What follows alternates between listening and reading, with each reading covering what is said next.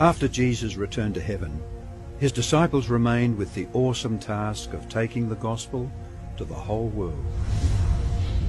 Filled with the Holy Spirit, these men and women proclaimed the message they had received with boldness and power, reaching out to all corners of the then known world.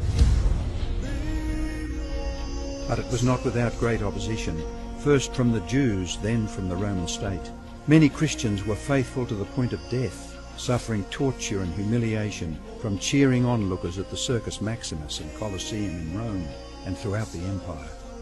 However, the blood of the martyrs only paved the way for the further spread of the gospel.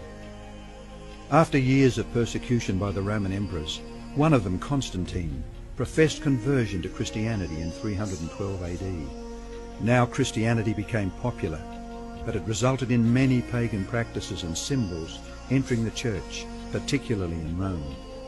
The Bishop of Rome assumed more and more power and authority and began to oppose and oppress all who recognized Jesus alone as the head of the church and who accepted the Bible alone as the supreme authority. To escape this increasing persecution, God's true people withdrew to the wilderness areas of Europe. In northern Italy, the Waldenses took refuge in the mountains. While many were slain, the light continued to shine in the darkness. God was still in control, and he began to raise up men like Wycliffe, Huss, Tyndale, Luther, Calvin and Zwingli to stand for his truth. They stood for the Bible alone, faith alone, and Christ alone. In 1798, in fulfillment of Bible prophecy in the book of Daniel, the religious and political supremacy of the Roman Church was temporarily reduced when General Berthier removed Pope Pius VI from his throne. Consequently, in the decades that followed, there arose a great awakening of interest in the prophecies of Daniel, and many were convinced Jesus was soon to return.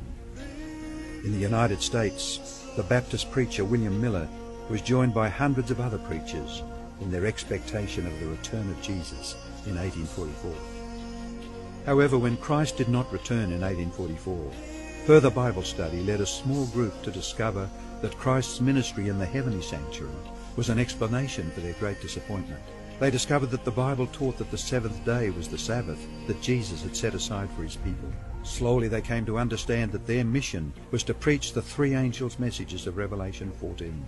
Their goal as Seventh-day Adventists was to preach with power the everlasting gospel and to prepare the world for Christ's return.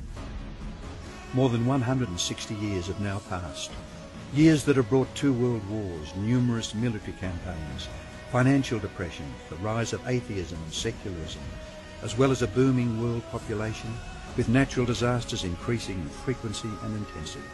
Today, the Church's mission and message is more relevant and urgent than ever in its history. Jesus is coming soon, and the world must be warned. Prepare to meet your God.